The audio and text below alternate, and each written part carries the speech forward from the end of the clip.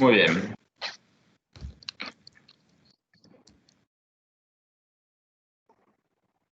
Vamos a iniciar con la clase de hoy, que es generalidades de cáncer gástrico. Es el aviso de privacidad.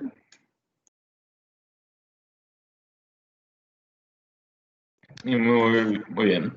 Pues como introducción tenemos que el cáncer gástrico es la segunda neoplasia más frecuente en tubo digestivo a nivel mundial y en México. Conforme han pasado los años, el cáncer de colon ha tenido mayor detección, mayor incidencia, entonces ha ido en incremento. Entonces el cáncer de colon le ha quitado el primer lugar de neoplasias de tubo digestivo a nivel mundial. Entonces el cáncer gástrico, que actualmente ya queda en segundo lugar en incidencia, es ligeramente más común en hombres que en mujeres, con una relación de 2 a 1, y la mayor parte de los pacientes se diagnostica ya en etapas avanzadas, solamente en ciertas regiones del mundo donde hacen detección temprana, sobre todo en países asiáticos, China, Japón, Corea, etcétera, ¿no?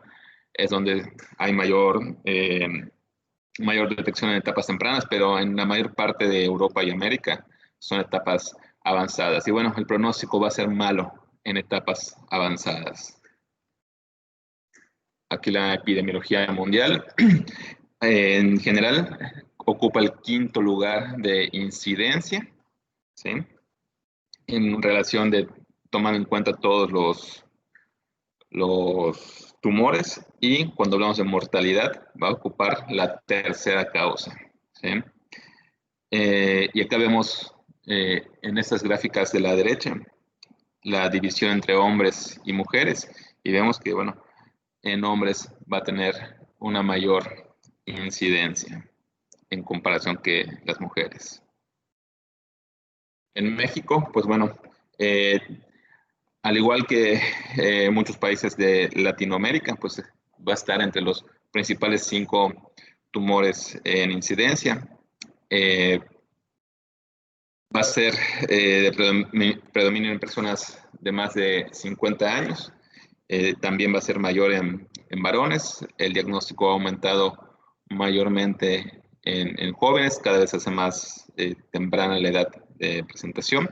Y bueno, va a ser de los primeros lugares a nivel de mortalidad, ¿sí? Vemos cuáles son los estados con mayor mortalidad: Chiapas, Oaxaca, Ciudad de México, Guerrero.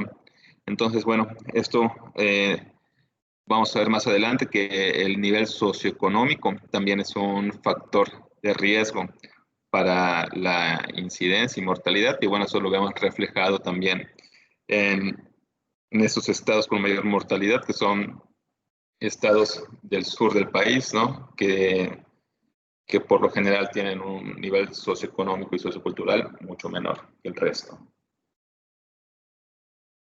En cuestión de la etiología, pues tenemos los hábitos higiénico-dietéticos. Se ha relacionado un alto consumo de sal, la ingesta de carnes rojas. Actualmente, pues ya las carnes magras se consideran como un carcinógeno, ¿sí?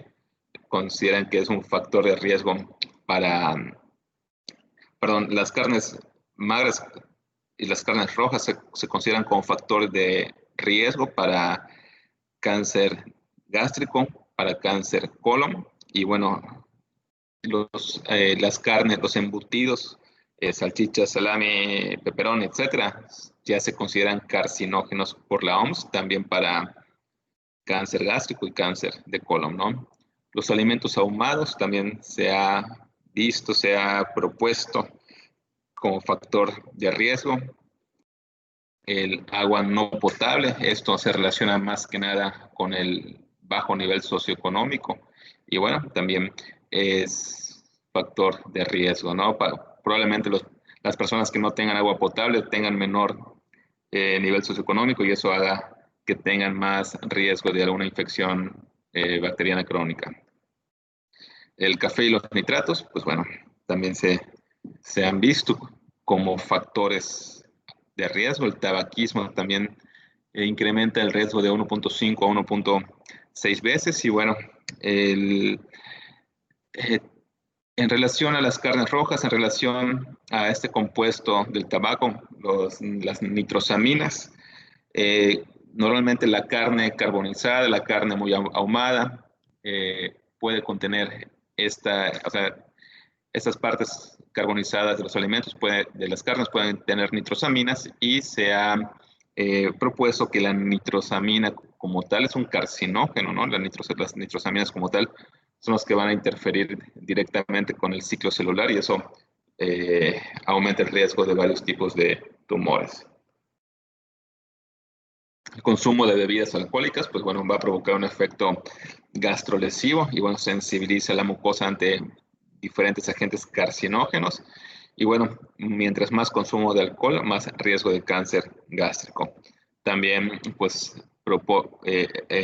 un consumo excesivo de alcohol hace que la persona sea propensa a tener un reflujo gastroesofágico, que bueno, eso también va a ser un factor de riesgo, sobre todo cuando hablamos de tumores de la unión gastroesofágica. Uno de los factores de riesgo más conocidos, uno de los factores de riesgo más promocionados, ¿no? Pues es la infección por el Helicobacter pylori. Esta infección, pues, llega a ser polémico, llega a ser, pues depende en qué región vayamos a analizar.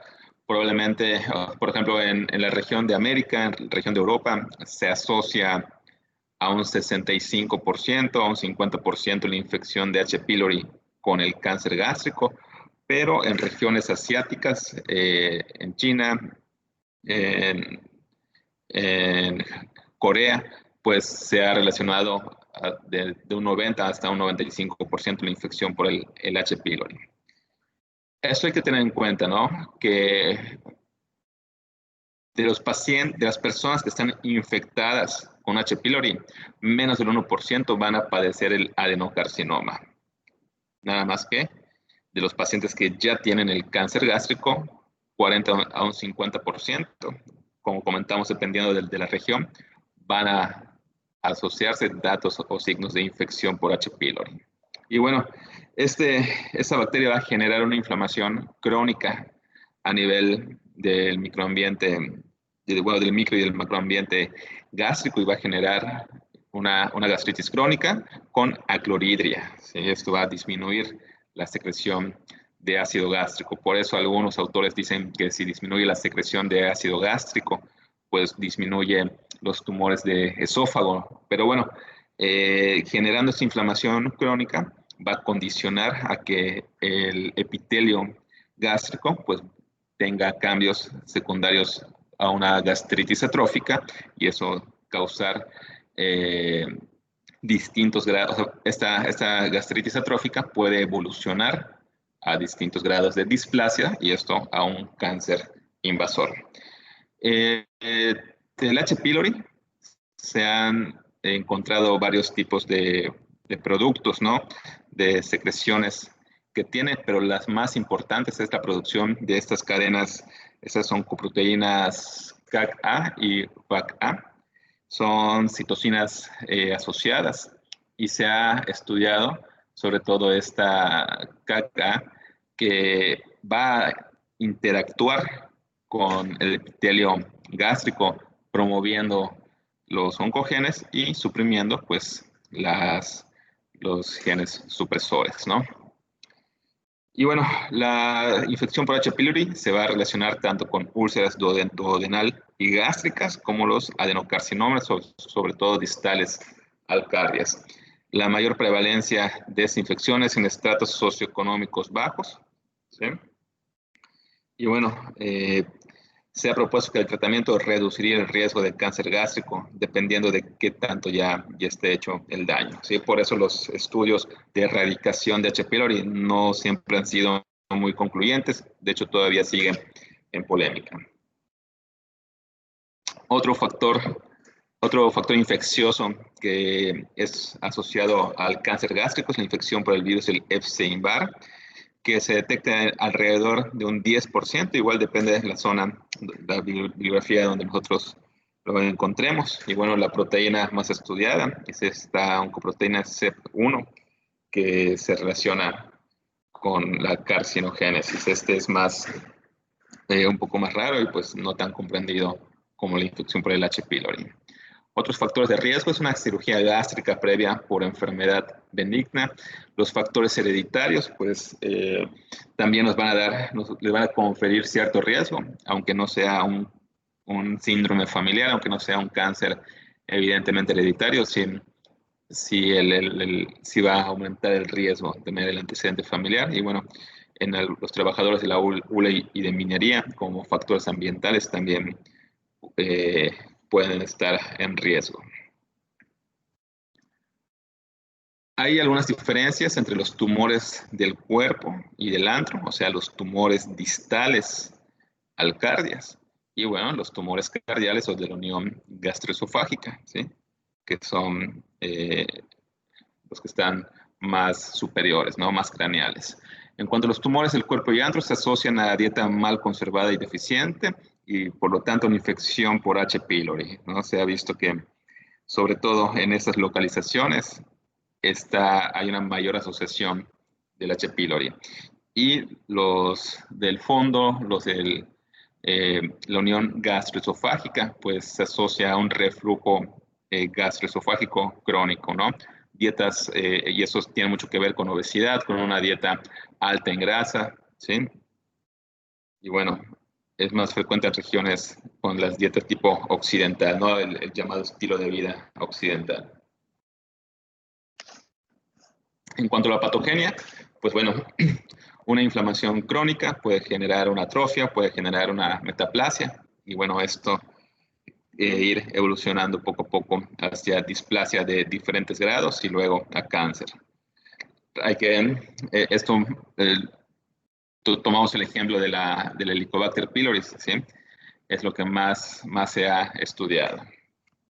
Realmente se han propuesto algunas vías de mutación, ¿no? Algunas vías genéticas de cómo estas células van a cambiar a un feno y a un genotipo invasor, pero realmente todavía no hay ninguna aceptada, ¿no? Al 100%. Acá vemos 4 diferentes vías propuestas. En cuanto a la histopatología, hay que hacer hincapié en que el 95% de los tumores primarios malignos del estómago van a ser de tipo adenocarcinoma, ¿sí? La mayor parte de los tumores en todo el tracto digestivo son adenocarcinomas, pero bueno, no hay que olvidar que pueden existir diferentes tipos de histología, ¿no? La escamosa, por ejemplo, es muy rara. Tenemos acá algunos diferentes tipos de adenocarcinoma, papilar tubular mucinoso. Puede haber algún tipo, eh, algún tipo con histología sarcomatoide, ¿sí?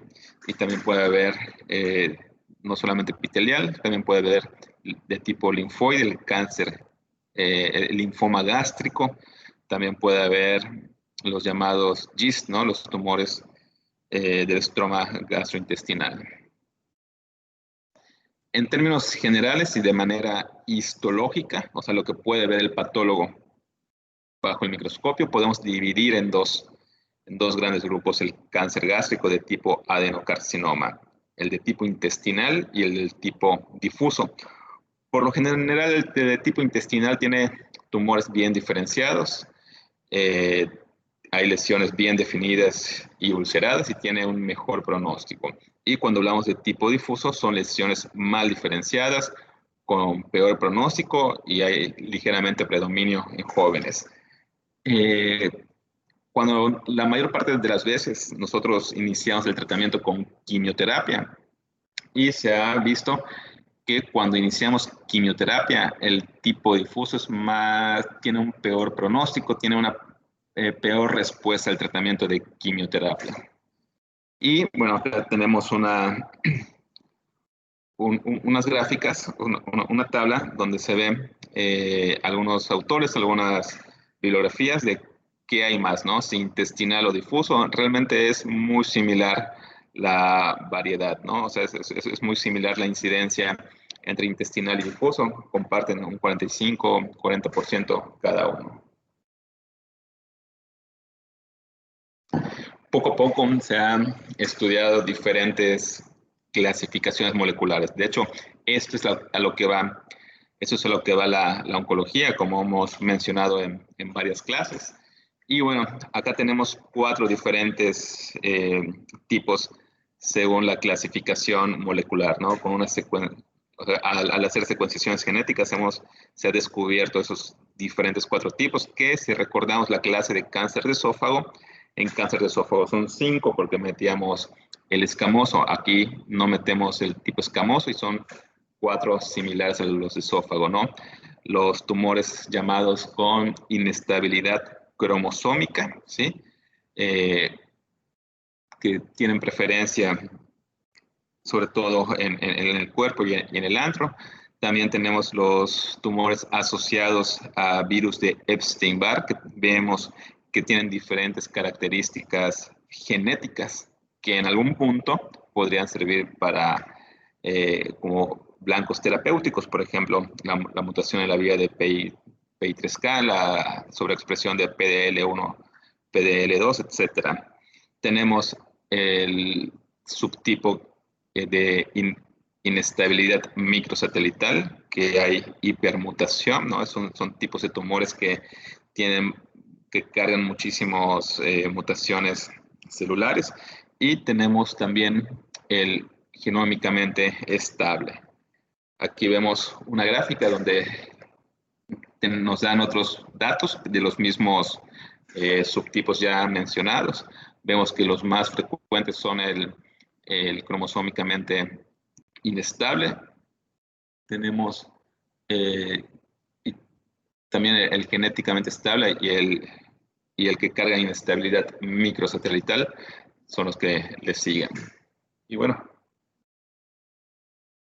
nos van dando diferentes características, ¿no? Esa es una clasificación que está en estudio, que todavía no podemos aprovechar esta clasificación para un tratamiento, para guiar tratamientos.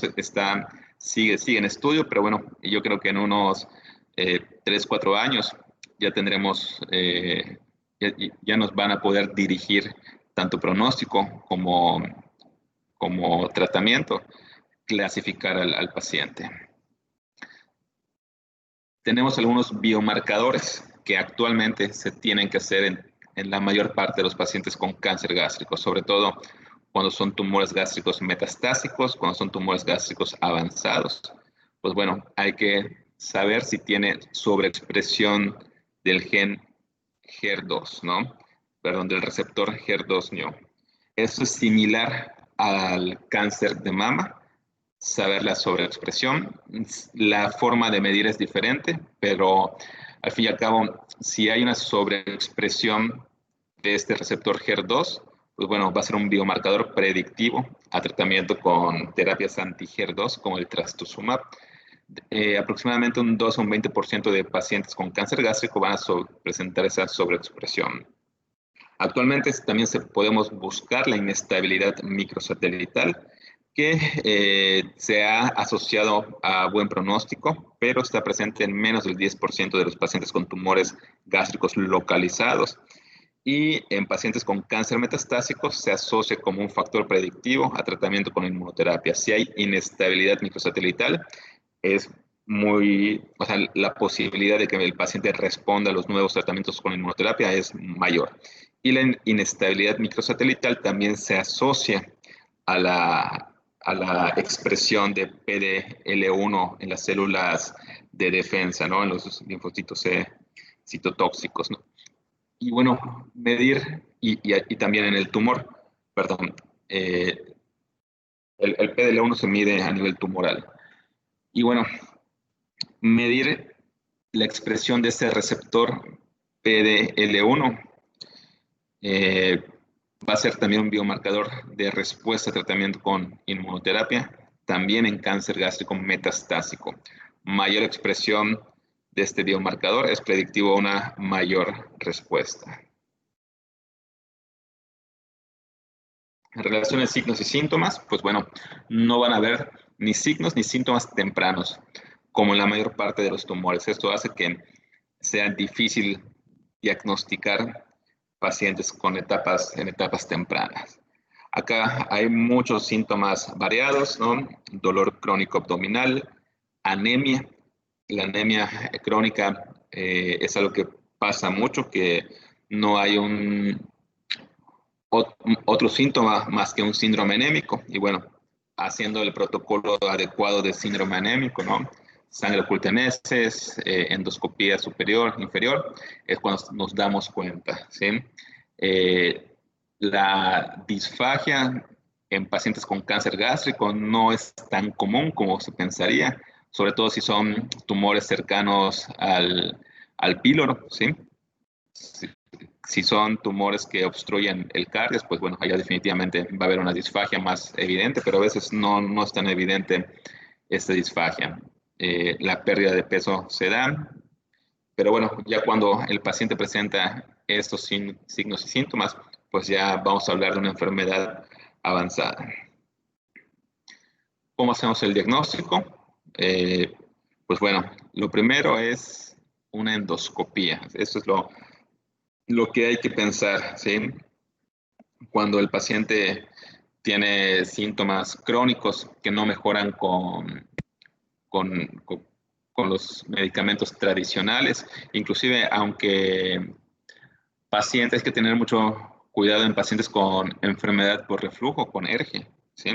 Cuando es algo crónico, hay que pedir la endoscopía. Es parte del seguimiento de los pacientes, ¿no?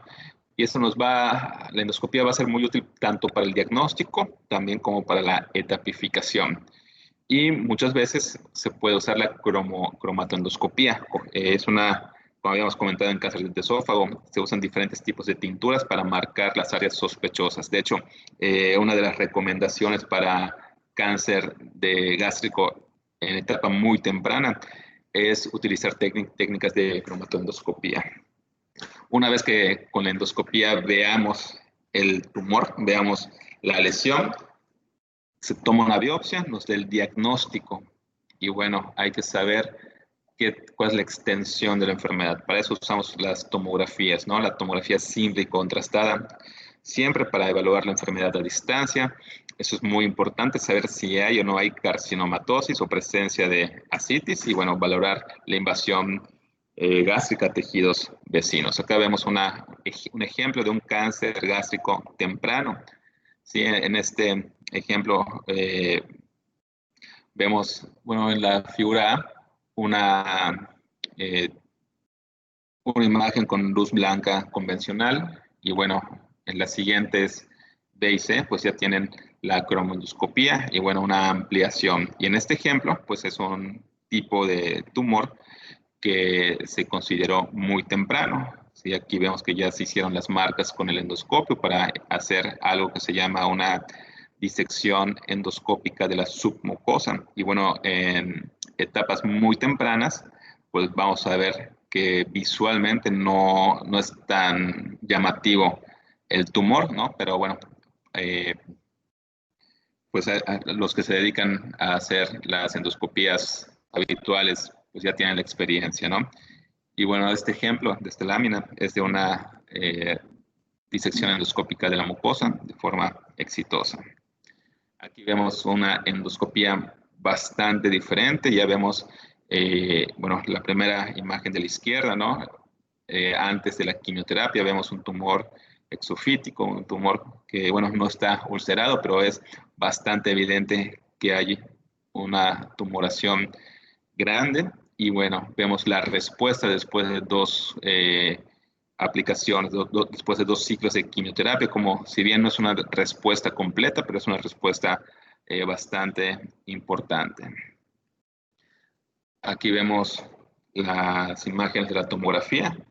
Aquí en la primera imagen de la izquierda vemos una tumoración gástrica en la pared anterior que es muy evidente y algo que es importante evaluar con la tomografía y tener en cuenta, recuerden, el cáncer gástrico muchas veces se diagnostica en etapas avanzadas y algo que sucede a menudo es la carcinomatosis secundaria al cáncer gástrico. ¿Y cómo sabemos que es carcinomatosis?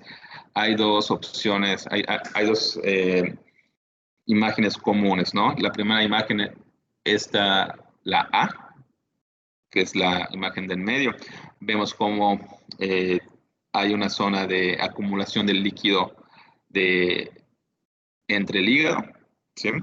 Entre el hígado y la pared abdominal, ¿sí? Vemos un líquido que está más hipodenso que el parénquima hepático, y ese es un signo clásico de ascitis. Y tenemos también otros datos de carcinomatosis que aquí no es tan fácil encontrarlos. Son alteraciones en la superficie del peritoneo o pequeños nódulos a nivel peritoneal que nos indican que hay diseminación peritoneal o carcinomatosis. Bueno, muchas veces la tomografía tiene un valor bajo, tanto en sensibilidad como en especificidad para la carcinomatosis, y se puede hacer una laparoscopía preoperatoria, ¿sí? Esto implica más recurso, implica más tiempo, pero es algo que poco a poco se prefiere, ¿no? Hacer una laparoscopía para ver si hay o no hay carcinomatosis, para evaluar, ¿sí? Como parte del diagnóstico, ¿no? O sea, es una laparoscopía diagnóstica. Y algunos marcadores tumorales que, bueno, normalmente no los usamos de rutina porque no es ni para diagnóstico ni para seguimiento, los marcadores tumorales. Muy bien, una vez que tengamos los estudios de confirmación de biopsia, con endoscopía, una tomografía, probablemente un PET-CT, se puede dar una etapificación clínica. Al fin y al cabo, la estadificación o etapificación final la vamos a hacer con la pieza quirúrgica. El tratamiento, pues bueno, hay que hacer una buena etapificación, como se están dando cuenta, los tratamientos de oncología van a depender de la etapa clínica. Si yo hago una mala etapificación, seguramente mi tratamiento es probable que no sea el mejor. Y esto es algo que puede fallar mucho, inclusive a nivel profesional. Hay que tener mucho cuidado para hacer una buena etapificación. Muy bien, si tenemos un cáncer gástrico muy temprano, muy localizado, podemos hacer tratamientos endoscópicos, similares a los que vimos en cáncer de esófago, ¿no? Una disección de la submucosa vía endoscópica o una resección de la mucosa endoscópica. Son tratamientos estandarizados, sobre todo estos tratamientos se dan más que nada en Asia, porque son lugares donde se observan mayores incidencias de tumores tempranos. Si en algún punto vemos un tumor temprano y no tenemos estas técnicas endoscópicas, pues bueno, podemos hacer gastrectomías parciales o totales, ¿no? Depende de dónde esté la localización del tumor, depende de la experiencia del cirujano. En pacientes que se le ha detectado también etapas localizadas, si están avanzados, en algunos casos se puede iniciar con cirugía y luego quimiorradiación, o también podemos iniciar con quimioterapia, que se llama perioperatoria. ¿Por qué? Porque damos quimioterapia antes de la cirugía, se hace la cirugía y completamos después de la cirugía la quimioterapia. Aquí en esta gráfica es un estudio que compara la resección endoscópica de la mucosa contra la disección endoscópica de la submucosa. Y bueno, todo depende del tamaño, va a ser una u otra mejor, pero básicamente la intención de esta gráfica es que vean que cuando son etapas muy tempranas, vean cómo la sobrevida global, sobrevida libre de enfermedad a 60 meses es muy, muy buena, ¿no? A 5 o 10 años es excelente cuando son etapas muy tempranas, vamos a llamar esas etapas T1, ¿sí? T1, y sobre todo cuando la invasión a la submucosa es menor. Ahora, cuando hablamos de la cirugía para cáncer gástrico, es un tema que a muchos les gusta, ¿sí? Es un tema que hay mucha información. Es un tema que es, pues vale la pena, digo, a los que les gusta la cirugía, es un tema donde hay muchas técnicas, donde hay muchas escuelas, ¿sí? Y bueno, esto no solamente es quitar el estómago y listo, de hecho la parte de la resección gástrica tal vez sea la más fácil. Lo más difícil y lo más importante es la disección linfática, ¿no? O sea, quitar los ganglios. Y bueno, para eso se han hecho muchas clasificaciones, ¿sí?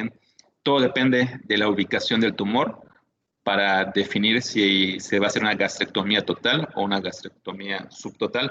Ese tipo de operaciones se hacen mucho más que, por ejemplo, que una cirugía para un cáncer de esófago. O sea, hay más entrenamiento por los oncólogos, sobre todo del medio, ¿no? Para hacer este tipo de gastrectomías.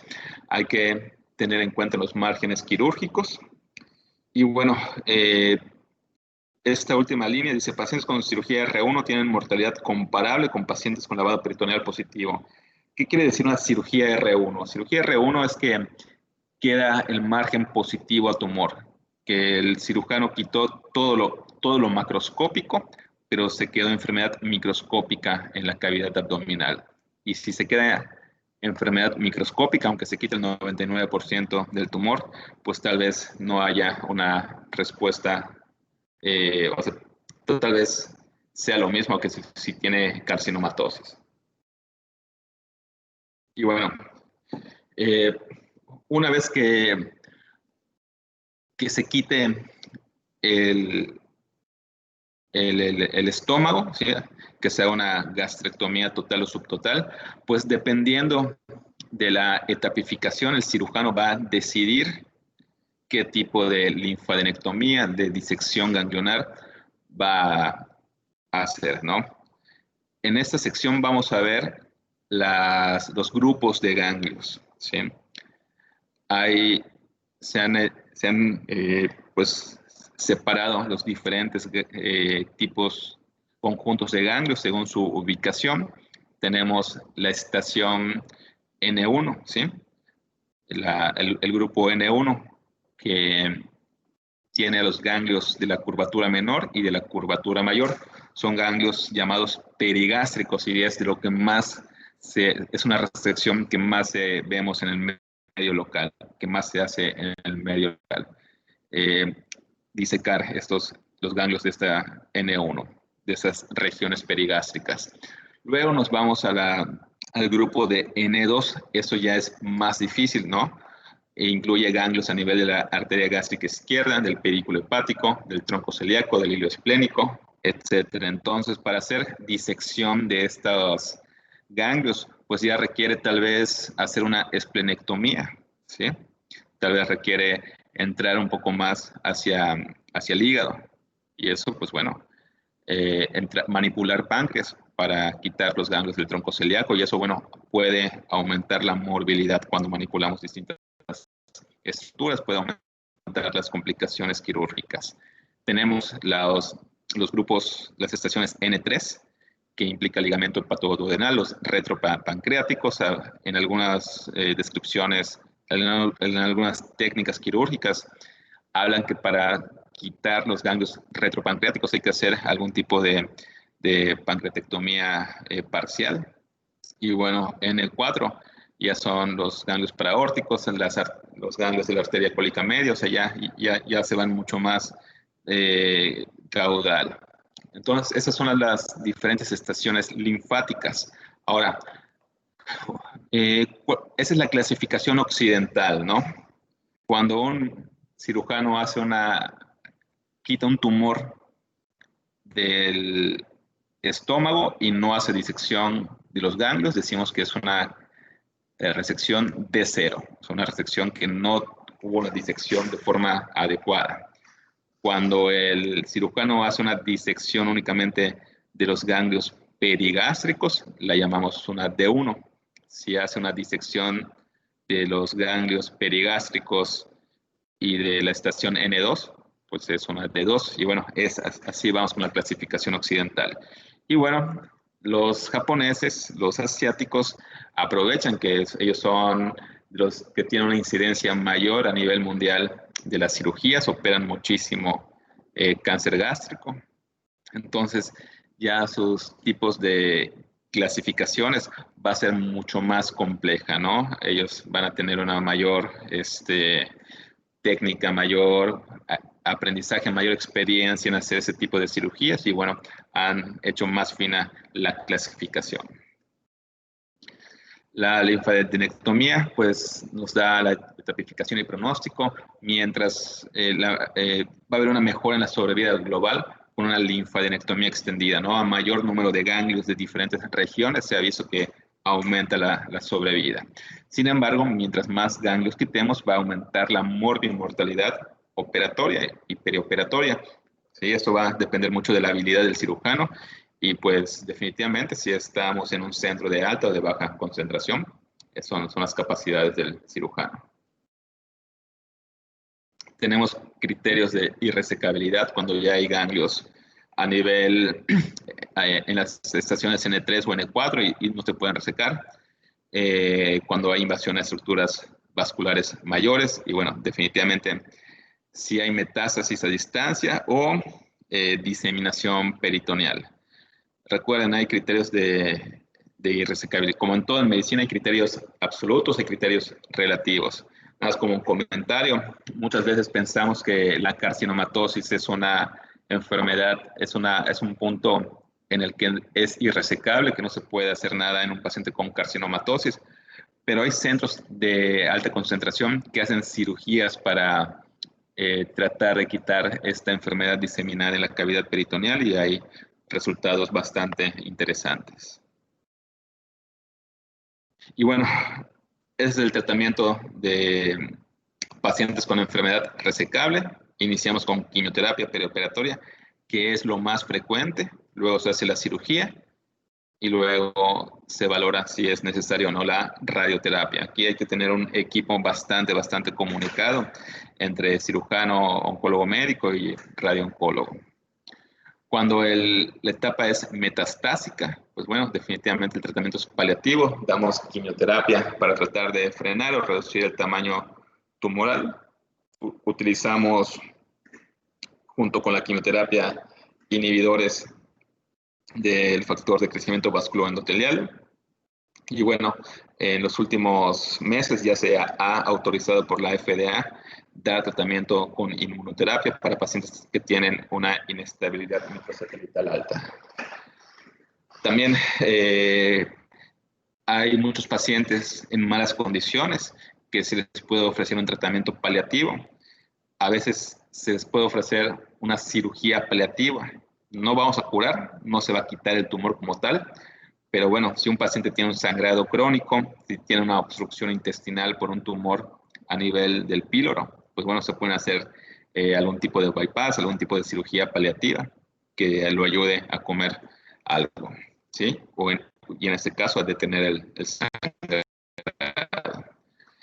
Esta es una gráfica de cómo podemos tomar las decisiones y como pueden ver, es complejo, sí, es complejo el manejo de pacientes con cáncer gástrico. En a nivel mundial, las cirugías estándar son de 2, o sea, son cirugías extendidas, pero en el medio local es difícil encontrar que se haga una cirugía extendida. Y no solamente hablo de Mérida, sino también hablo de México en general. Entonces, aunque mi estándar de tratamiento por las guías europeas, por las guías japonesas, puede ser en base a cirugías extendidas. Tal vez yo no esté en ese medio, tal vez yo no esté en ese contexto para seguir estas guías. Entonces, llega a ser complejo el manejo de un paciente con cáncer. Ese es el pronóstico, ¿sí? El porcentaje general a 5 años de 31%, en etapas localizadas 68%, cuando ya tenemos ganglios positivos a 5 años es el 30%, y bueno, cuando está en etapas 4, metastásico, es el 5%. les va muy mal a los pacientes con cáncer gástrico metastásico. Vemos las supervivencias por etapa. Vemos como en la etapa 1, etapa 2 son supervivencias bastante buenas. Etapa 2A, pues nada mal, 87%, pero bueno, a partir de la etapa 2B, la supervivencia de 5 años, pues baja muchísimo. ¿Cómo disminuir el riesgo de tener un cáncer gástrico? Esto se habla sobre todo en países donde la incidencia es mucha. Probablemente México puede ser uno de esos países. No hay estudios como tal aquí en la región. Entonces, se habla mucho de la erradicación del H. pylori, que en algunos estudios ha demostrado que disminuye la incidencia de tumores gástricos, sobre todo de tipo intestinal distal, ¿sí? Pero no se puede inferir en los tumores de la unión gastroesofágica. Los resultados más sólidos de que la erradicación del H. pylori disminuye el cáncer gástrico distal, sobre todo en países asiáticos, esto sigue en controversia. Y acá hay una imagen donde cuando hay una erradicación del H. pylori puede haber una disbiosis, ¿no? Entonces, o sea, una alteración en todo el bioma gástrico, y esto, aunque hay una erradicación, puede causar un carcinoma. Por eso algunos autores dicen que la erradicación del H. pylori es buena, pero todo depende qué daño ya haya hecho, ¿sí? Probablemente si solamente ha hecho una inflamación, bueno, no hay tanto problema, pero a un paciente que tiene ya tiene una metaplasia intestinal, aunque se erradique el H. pylori, puede progresar a carcinoma. El screening, pues también es bastante controvertido. Sobre todo en países asiáticos se ha demostrado esta disminución en la mortalidad en países de alta incidencia. Sin embargo, todavía no existe una recomendación clara para personas americanas, para personas europeas. Normalmente el screening en países asiáticos tampoco está estandarizado. Lo que se recomienda es una endoscopía cada 2 años. Es difícil traer esa costumbre, es difícil traer esos datos de Asia a América. De entrada, porque no es lo mismo la capacidad de un médico para hacer endoscopías de screening, ¿no? Para hacer endoscopías de screening hay que ser muy cuidadosos, hay que tener cierto entrenamiento. No es lo mismo hacer al día 100 endoscopías que hacer al día, pues. Entonces es un poco difícil esos datos actuales, ¿no? Pero bueno, si tenemos un médico experimentado, si tenemos un endoscopio adecuado para hacer el tamizaje, la recomendación es que se haga cada 2 años. Y bueno, aquí, pues bueno, vemos que se debe de tener la experiencia tanto del endoscopista como del endoscopio que se vaya a usar. Y bueno, como conclusión, pues el cáncer gástrico se detecta en etapas avanzadas, sobre todo a esta falta de síntomas evidentes, ¿no? Esa falta de síntomas tempranos. Son síntomas que se pueden confundir con muchísimos tipos de enfermedades, ¿no? Actualmente el adenocarcinoma gástrico de tipo intestinal va a ser el que va a conformar hasta el 90% de los casos. La mayor parte de los pacientes no son candidatos a una cirugía de forma inicial. Por eso utilizamos mucho dar quimioterapia previo a la cirugía. Y bueno, dar un tratamiento con quimioterapia, cirugía y radiación parecería ser la mejor opción para el paciente, sobre todo aquí en México, sobre todo a nivel local. Muy bien. No sé si alguien tenga alguna pregunta, algún comentario.